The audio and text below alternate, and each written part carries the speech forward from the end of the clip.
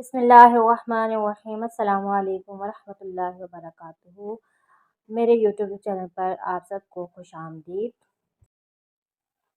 उम्मीद है आपको पिछले लेक्चर्स की समझ आ गई होगी। सबने अपने अपने अकाउंट बना लिए होंगे सोशल मीडिया पे। आज का जो था हमारा इरादा था कि हम सोशल मीडिया को पढ़ना शुरू करेंगे, लेकिन उससे पहले मैंने सोचा कि आप लोगों को कुछ स्किल्स और टूल्स के बारे में बता दूं। टूल्स तो इंशाल्लाह हम सोशल मीडिया को पढ़ते हुए पढ़ेंगे, लेकिन स्किल्स कि हमें एक्चुअली किस किस स्किल की ज़रूरत पड़ सकती है जब हम ऑनलाइन अर्निंग करना चाहते हैं। ठीक है, तो आज की वीडियो में वो सारी स्किल्स कवर करूँगी जो कि मैं ख़ुद यूज़ करती आई हूँ अपने ऑनलाइन क्लाइंट्स हासिल करने के लिए। ठीक है, और जो है उनको आप किस तरह कहाँ से सीख सकते हैं ये भी मैं थोड़ा बहुत आपको बता दूँगी।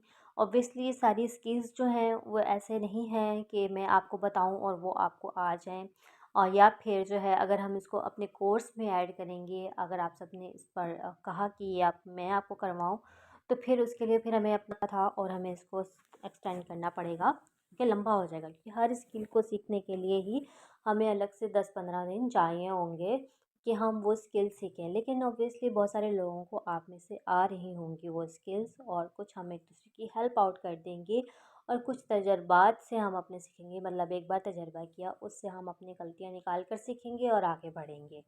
तो हम शुरुआत करते हैं कि हमें कौन कौन सी स्किल्स की ज़रूरत पड़ सकती है ऑनलाइन अर्निंग के लिए। तो उसके लिए हम देखते हैं क्या है पहली चीज़। तो स्किल्स में सबसे पहली चीज़ जो आती है वो है आपकी कम्युनिकेशन। ठीक है, अगर आपको कम्युनिकेट नहीं करना आता दूसरों के साथ, तो ऐसा मुमकिन ही नहीं है कि आप जो है ना बेच या ख़रीद सकें। कारोबारी दुनिया में जो बिज़नेस की दुनिया है, भले आपने जॉब ही करनी हो जहाँ से आपने अपनी सर्विसेज देनी है और अर्न करना है, फिर भले आप किसी के अंडर काम कर रहे हैं या अपना इंडिविजुअल वर्क कर रहे हैं या किसी के साथ मिलकर काम कर रहे हैं लाइक पार्टनरशिप, तो उसके लिए आपका कम्युनिकेट करना और क्लियर कम्युनिकेट करना बहुत ज़रूरी है। जब तक आपको कम्युनिकेशन नहीं आती, आप कारोबार तो क्या अपने रिश्ते भी ठीक से नहीं निभा सकते। तो कम्युनिकेशन एक बहुत ही अहम स्किल है, और इसको सीखना कोई ऐसा नहीं है कि हमें मैथमेटिक्स या फिज़िक्स या साइंस पढ़नी है या बाहर स्पेस पे चले जाना है। ऐसी कोई चीज़ नहीं है, बस इसका थोड़ा-सा तजर्बा रखना होता है, हमें देखना होता है, गौर-व-फ़िक्र करना होता है कि हम किस तरह बेटर कम्युनिकेट करें। लोगों के साथ वो काम नहीं कर रहा तो हम उसको कैसे चेंज करें कि हमारी बात दूसरों को समझ में आ जाए। और ये एक सिर्फ़ हमने अपनी बात समझानी नहीं होती, दूसरों की समझनी भी होती है। ठीक है?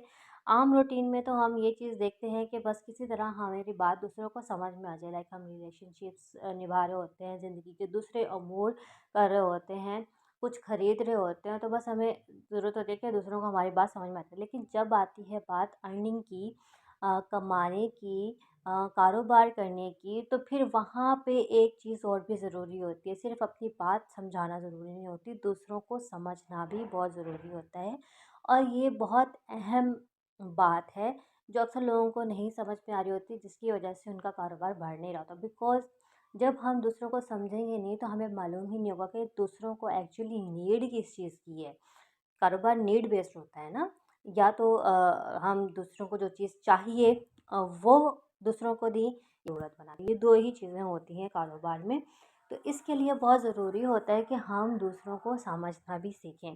तो कम्युनिकेशन का फर्स्ट स्टेप जो है, मैसेजेस जो आते हैं ऑनलाइन या ऑफ़लाइन, जैसे हम दूसरों से बात कर रहे हैं या हम ऑनलाइन किसी से चैट कर रहे हैं, तो यहाँ पर ये दोनों चीज़ें ही हमें मद्देनज़र रखना होंगी कि हम अपनी बात इस तरह करें कि दूसरे को समझ में आ जाए।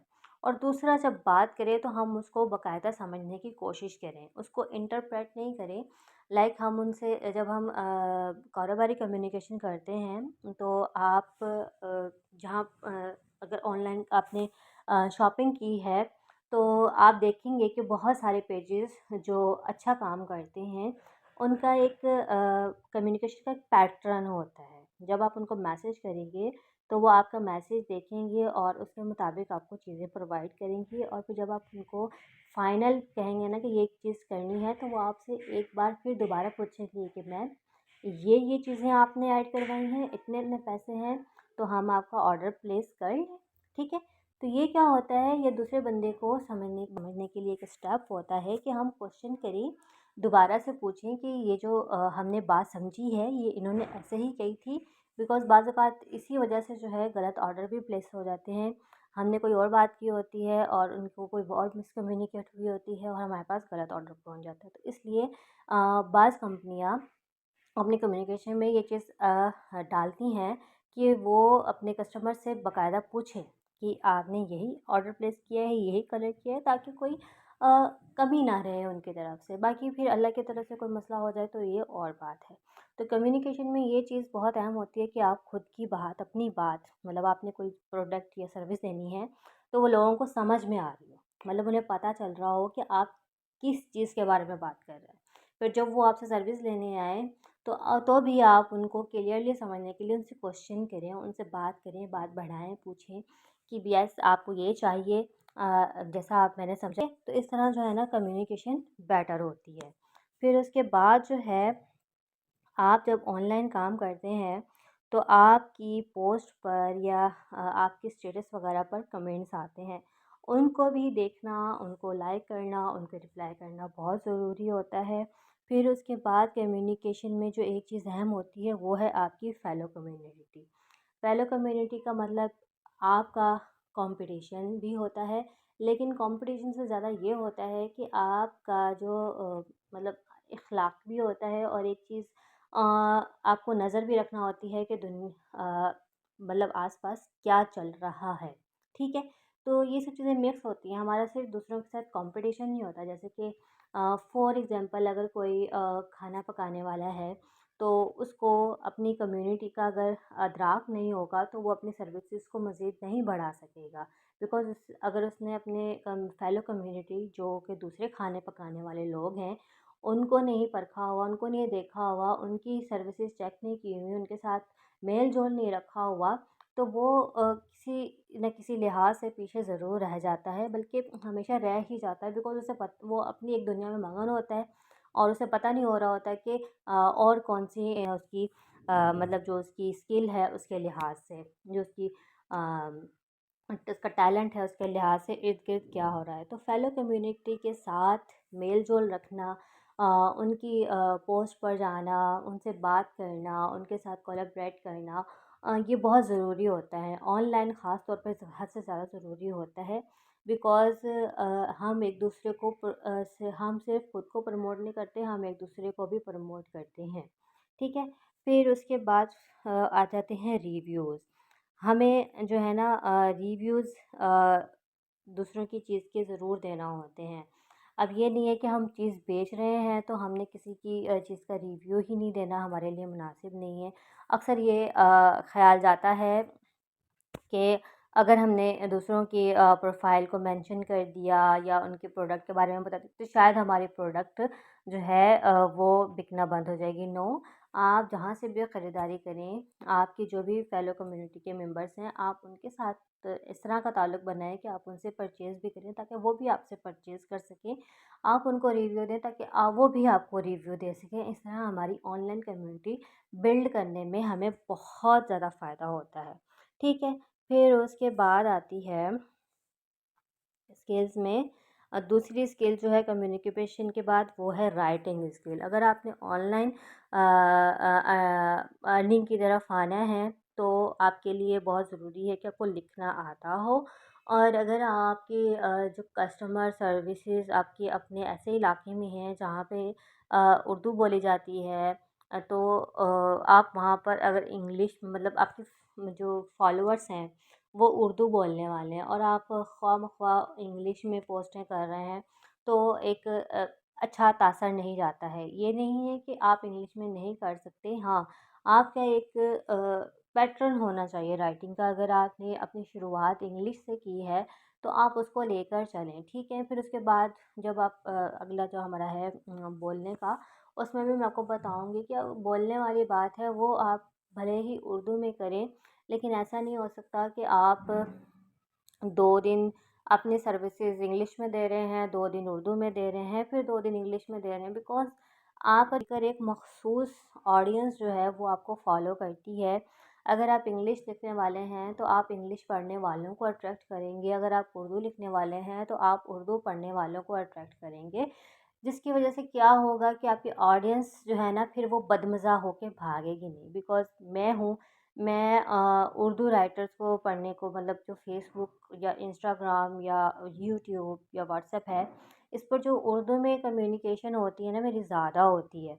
तो मैंने फ़ॉलो जिनको कर रखा है, जिनको सब्सक्राइब कर रखा है, जिनको मैं बाकायदा अपनी पढ़ने वाली लिस्ट में रखती हूँ, पढ़ना मेरा एक मशग़ला है ना, तो मैं चाहती हूँ कि मैं उर्दू लिखने वालों को पढूँ। और ऐसे में जब वो ऐसा कोई बंदा जो एक दिन उर्दू में, एक दिन इंग्लिश में, एक दिन अपनी मादरी ज़बान में, मादरी ज़बान सॉरी, जो उनकी घर में बोली जाने वो बोली है, उसमें जो है कम्युनिकेट कर रहा है, तो फिर उसमें फिर मज़ा नहीं आता है। फिर वो तो मेरी उसमें इंटरेस्ट कम हो जाती है एज़ कम्पेयर टू वो लोग जो सिर्फ़ और सिर्फ़ उर्दू में बात कर रहे हैं। हाँ, ये नहीं है कि आप कभी भी अगर आप आपने उर्दू में लिखना शुरू कर दिया है या इंग्लिश में लिखना शुरू कर दिया है तो अब आप उर्दू नहीं लिख सकते। बिल्कुल लिख सकते हैं, महीने में 1 बार कर दें, 6 महीने में 2-3 बार कर दें, लेकिन ये नहीं कि आप रोज़ाना 5-6 पोस्टें कर रहे हैं तो 2 उर्दू में, 2 इंग्लिश में कर रहे हैं। और लिखने में आप रोमन उर्दू में कमेंट करना और पोस्ट लिखना बिल्कुल छोड़ दें। ये आपके कारोबार के लिए बिल्कुल भी बेहतर नहीं है। आपको चाहिए कि आप जो है उसको या तो अपनी अगर कमें पोस्ट इंग्लिश में है और आपसे कोई इंग्लिश में सवाल पूछ रहा है तो आप उसको इंग्लिश में ही जवाब दें। अगर आपकी पोस्ट उर्दू में है तो आप उसको बाकायदा उर्दू राइटिंग में लिखें, रोमन में नहीं लिखें, उर्दू में लिखें। फिर अगर आपको कोई रोमन में भी पूछ रहा है सवाल तो आप उसको उर्दू में ही कम्युनिकेट कर जा रहा होता है। ठीक है, आपकी पोस्ट, आपके कैप्शन, आपने टाइटल कैसे लिखने हैं, इसको लिखने पे मेहनत करें। आप देखें, इस पर जो है एक-एक एक्सरसाइज़ जो मैं खुद भी यूज़ करती हूँ लिखना सीखने के लिए, वो ये है कि जब कोई टाइटल मेरे सामने आता है या कैप्शन मेरे सामने आता है, मैं उसको अपने लफ्ज़ों में लिखने की कोशिश करती हूँ। मैं उसको अपने लफ्ज़ों में लिखने की लिख कर जो है उसको पोस्ट अपने नाम से नहीं कर देती हूँ, बिकॉज़ ये एक गलत बात होती है, गैर अखलाकी हरकत होती है और कारोबार के लिए बिल्कुल भी मुनाफ़ामंद नहीं होती। बिकॉज़ अगर हम यूँ कॉपी करते रहेंगे या दूसरों का मवाद चोरी करके अपने नाम से करते रहेंगे थोड़ा इधर-उधर करके, तो ये हमारी क्वालिटी पर असरअंदाज़ होगा। तो मेरा मशवरा तो आपको यही होगा कि आप कम करें, लेकिन अपना करें, खुद का करें, ठीक है? तो जो भी लिखें, अपना लिखें। हाँ, प्रैक्टिस के लिए आप दूसरों का हवाला ले सकते हैं और अगर आप उसको पोस्ट करना चाहें, तो आप जो है उसको फिर अपने नाम के बजाय आप ये बाकायदा लिखें कि ख़याल मैंने यहाँ से लिया है, इनके लिखे हुए से लिया है और उसको अपने लिप्सों में लिखने की कोशिश की है। लेकिन ये सिर्फ़ प्रैक्टिस के लिए है, ये आपके प्रोफ़ेशनल वर्क के लिए नहीं है। प्रोफ़ेशनल वर्क के लिए आपको बाकायदा खुद ही लिखना होगा। जो भी आपने अपने प्रोडक्ट के बारे में लिखना है, जो भी आपने अपनी सर्विसेज़ के बारे में लिखना है, तो ये बहुत चीज़ें हैं। और ख़ास तौर पर ये चीज़ रीसेलर्स के लिए बहुत लाज़मी है, बिकॉज़ बहुत सारे मेरी अपनी फ्रेंड लिस्ट में रीसेलर्स हैं जो दूसरी कंपनियों की या दूसरे लोगों के प्रोडक्ट बेचते हैं। उनका क्या होता है कि उनकी कैप्शंस नहीं होते, उनकी कोई पोस्ट नहीं होती, उन्होंने कुछ अपनी तरफ से नहीं लिखा होता। एक तो ये होता है कि उनके पास वो प्रोडक्ट होती ही नहीं है, तो वो उन्होंने ना यूज़ की होती है, ना उनको उनकी क्वालिटी का पता होता है, तो वो लिख भी नहीं सकते हैं। और दूसरा फिर जब वो लिखते नहीं हैं, तो फिर वो बस पिक्चर ही पिक्चर आ रही होती हैं। ऐसा जैसे गूगल से उठा के हमने वो लगा दी हों और उनका अपना कुछ नहीं होते, ऑडियंस जो है उनकी भाग जाती है। और फिर ख़ास तौर पर फ़ेसबुक स्टोरीज़, इंस्टाग्राम स्टोरीज़ और व्हाट्सएप स्टोरीज़, एक दिन में फिर 100-100 पिक्चर्स उनमें होती हैं, 50-50 पिक्चर्स होती हैं। वो कोई नहीं देखता है और उससे कोई अच्छा तासर जाता भी नहीं है। कि आपकी प्रोडक्ट, आपकी सर्विस ऐसी होनी चाहिए कि अगर एक भी तस्वीर आप दिन में लगाएँ, तो उसकी तरफ लोग अट्रैक्ट हों, उसको पढ़ें, उसको देखें, उसको समझने की कोशिश करें, उसके बारे में सवाल करें। तो ये चीज़ें लिखने के लिहाज से ज़रूर करें अपने उसमें। और जो रीसेलर हैं, उनके बारे में भी मैं आगे बात करूँगी, तो उनको अच्छे से समझ में आ जाएगा कि उनको एक्चुअली करना क्या चाहिए, ठीक है? उसके बाद अगली स्किल जो है, जो बहुत ज़रूरी है,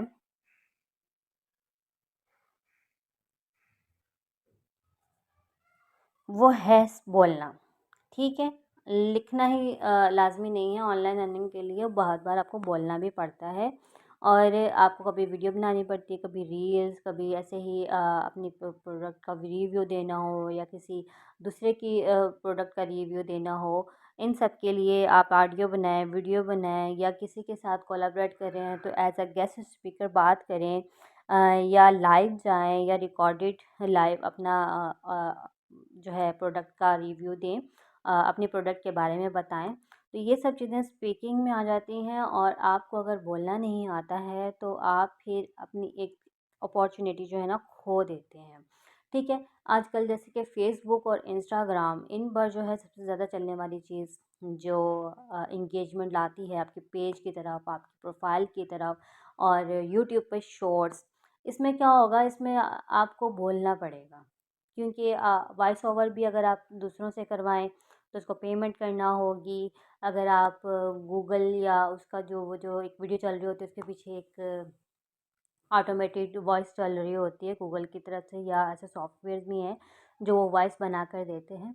तो वो फिर आपको उसको स्किल को सीखना होगा, उस पर टाइम लगाना होगा। तो मैं तो प्रेफ़र करती हूँ कि खुद ही बोल लूँ, थोड़ा-सा लिख लूँ, फिर उसकी 1 बार 2 बार प्रैक्टिस करके फिर उसको और जो है ना मेरी रील बन जाए। बजाए इसके कि मैं एप्लीकेशंस इस्तेमाल करूँ या जो एडिटिंग की चीज़ें हैं इंस्टाग्राम पे, फ़ेसबुक पे, इन चीज़ों को इस्तेमाल करके अपना फिर इतना सारा वक़्त लगाऊँ, कैप्शंस उसके अंदर लिखूँ ताकि वो फिर बोले, जो उसका ऑटोमेटेड वॉइस ओवर होता है।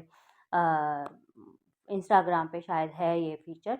तो उस पे मुझे ज़्यादा मेहनत लगती है एज़ कम्पेयर टू कि मैंने जिस चीज़ के बारे में लिखना है उसको मैं लिखूँ और फिर बोलने की प्रैक्टिस करके उसको अपनी रील के पीछे वॉइस ओवर करके लगा दूँ। ये मेरे लिए बहुत ज़्यादा आसान होता है। आप भी 1-2 बार ट्राई करेंगे तो आपको भी ये बहुत ईज़ी लगेगा। फिर उसके बाद आपके लिए वीडियो बनाना और ऑडियो अपलोड करना कुछ भी काम मुश्किल नहीं रहेगा, ठीक है? तो ये अभी आपके लिए बहुत ज़रूरी है। अगर आप ऑनलाइन अर्निंग करना चाहते हैं तो ये काम आपको आना चाहिए क्योंकि ये कब किसी भी वक़्त आपके काम आ सकता है, कभी भी आपको बोलने की ज़रूरत पड़ सकती है। ठीक है? के बाद जो अगली स्किल है हमारी,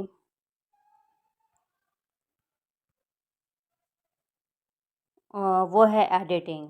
अगर आप एडिटिंग के अभी मतलब पैसे नहीं दे सकते, जैसे कि मैं खुद हूँ, तो मैं जो हूँ एडिटिंग का काम खुद करती हूँ और मेरे एक स्टूडेंट हैं जो मुझसे कोर्सेज़ करते हैं फ्री में और फिर उसके बदले में जो है मुझे वो एडिटिंग करके देते हैं। लाइक मेरे यूट्यूब पे जो वीडियोज़ आप अब देख रहे हैं, उसके जो थंबनेल्स हैं और यूट्यूब पे जो मेरा कवर है, लेट मी शो यू।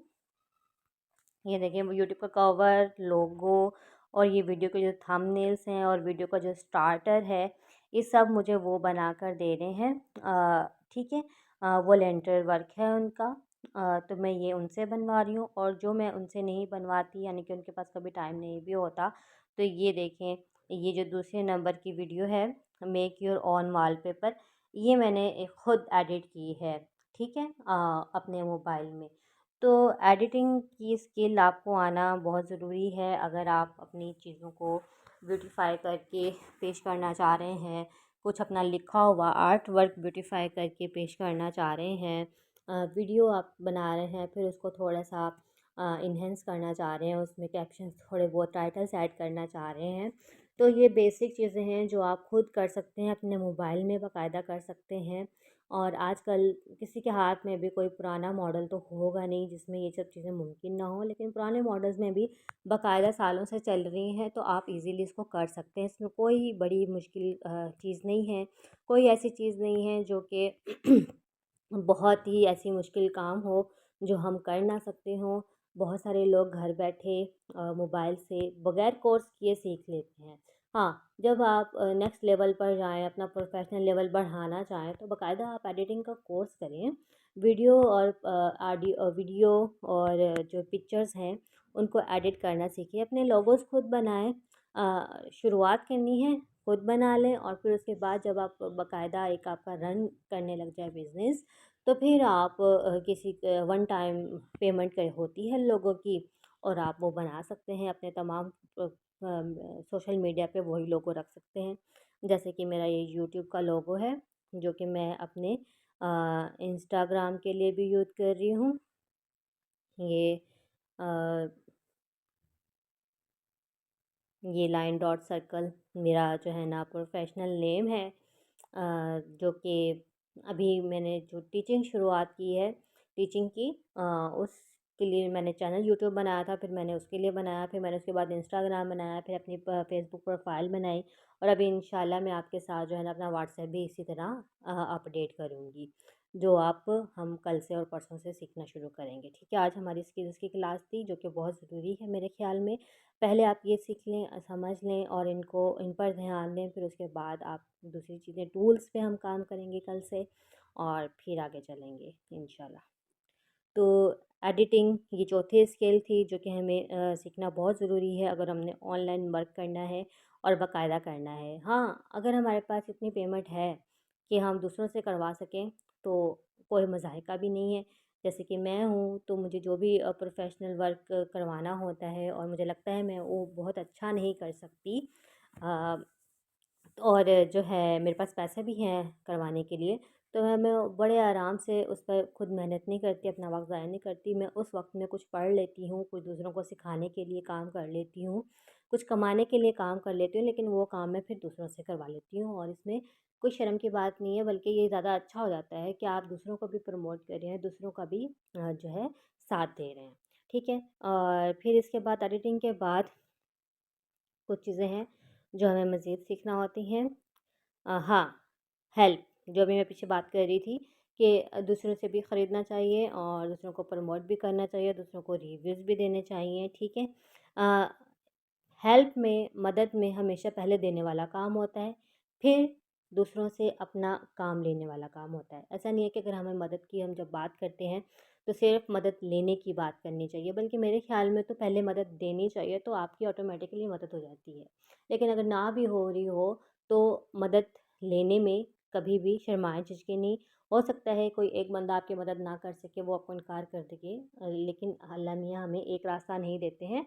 हमारे पास बहुत सारे रास्ते होते हैं, बस हम कभी शर्म, कभी झिझक, कभी अना, कभी हम एहसान के बोझ तले दबे हुए जो है मदद तलब नहीं करते हैं। हालाँकि इसमें कोई शर्म वाली बात नहीं है। अगर कोई एक मना कर दे, तो आप दूसरे के पास चले जाएँ, दूसरे से तलब कर लें, और मदद कहाँ से लेनी है, ये भी एक हुनर होता है। असल में मुझे ये पिछले ही साल समझ में आया था कि मदद लेना भी एक हुनर होता है।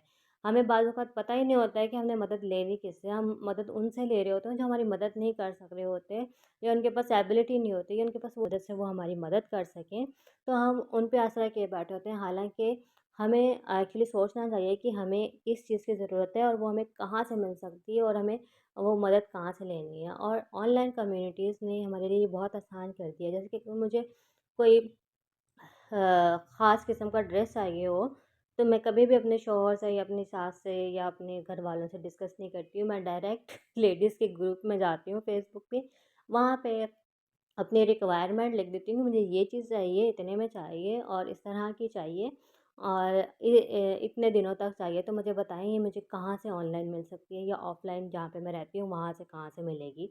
तो मुझे बड़ी आसानी से चीज़ें मिल जाती हैं, और देखिए ये भी फिर एक स्किल हुई ना कि मुझे पता है कि मैंने मदद कहाँ से लेनी है। ठीक है? तो आप भी लोग भी ये सीखें कि आप लोगों ने मदद करनी है, जब जिस हद तक आपके पास एबिलिटी है, स्किल्स हैं, आप और जिस हद तक हो सके आप दूसरों से मदद भी लें। फिर उसके बाद जो स्किल्स में आ जाती हैं, मैं इसको स्किल में कंसिडर करती हूँ, आप करें ना करें। मैं जब भी कोई चीज़ नई शुरू करूँ, भले वो फ्री करवाऊँ, भले मैं पेड करवाऊँ, मैं उसका सदका ज़रूर निकालती हूँ। ठीक है? सदका जो है हमारी आने वाली परेशानियों को टालता है। अक्सर हमारे यहाँ ये होता है कि जब हमारे ऊपर कोई मुसीबत आती है ना, तब हम सदका निकालते हैं। एक्चुअली सदका निकालने वाला होता है मुसीबतों से पहले का। अगर हमें लगे कि हम कोई काम शुरू करने लगे हैं और शायद हमें इसमें परेशानियाँ हैं, और अगर ना भी लगे ना कि परेशानियाँ आएँ, पता नहीं आएँ या ना आएँ, तब भी हमें सदका पहले से ही निकाल लेना चाहिए, ताकि अगर उसमें कोई परेशानी आनी हो और वो हमारे सामने की नहीं हो, हमें पता नहीं हो, या हम उसका अंदाज़ा ना कर सकते हों, तो वो पहले से ही टल जाए अल्लाह की तरफ से। तो ये अल्लाह के साथ तिजारत करने से पहले ही कर लेनी चाहिए। तो सदका ज़रूर दिया करें। अपना भी, अपने घर वालों का भी, अपने कारोबार का भी, अपने पढ़ने का भी, अपनी किताबों का भी, हर चीज़ का सदका दिया करें, ठीक है। और सदक़े के लिए किसी को पैसे ही दें, अगर आपके घर में परिंदे आते हैं तो आप उनके लिए दाना पानी का इंतज़ाम कर दें, उससे बड़ा सदका तो दुनिया में कोई है ही नहीं। अपने घर वालों की खिदमत करें, ससुराल में है तो ससुराल वालों की खिदमत करें, उनसे हँस के मुस्कुरा कर बात करें, तो ये सब सदक़े में आता है, ठीक है। फिर उसके बाद सदक़े के साथ ही दुआ, दुआ को कभी भी ना भूलें।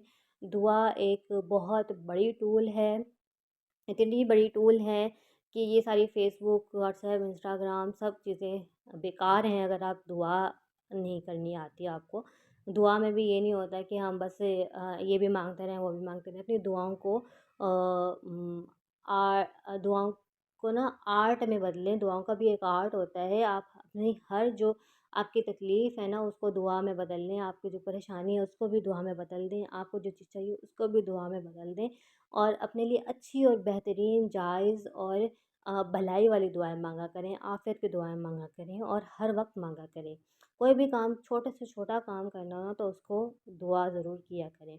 ये बहुत बड़ी ताकत है, आपके लिए बहुत बड़ा हौसला भी बनेगी, ठीक है? और आपके लिए बहुत काम भी आएगी।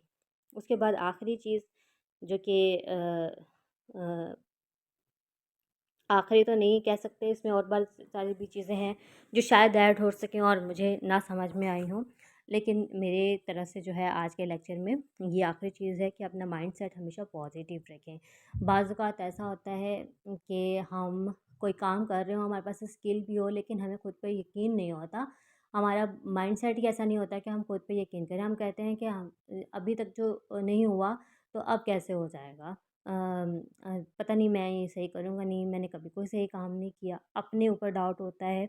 फिर वो डाउट अगर हम दूसरों के सामने रखें तो उनकी तरफ से भी डाउट जो हमें मिलते हैं वो मज़ीद हमें जो है सबसे कमतरी का शिकार कर देते हैं, जिसकी वजह से जो काम सही होना भी होता है ना, तो वो सही नहीं होता है। तो हमेशा अपना पॉज़िटिव एटीट्यूड रखें, फेल्योर से कभी भी ना घबराएँ, नाकामी से कभी भी नहीं घबराना है। क्यों? क्योंकि नाकामी इसलिए नहीं होती है कि वो हमें एक जगह पर बिठा दे, नाकामी इसलिए होती है ताकि वो हमें पता चले कि हमने क्या गलती की है, ठीक है?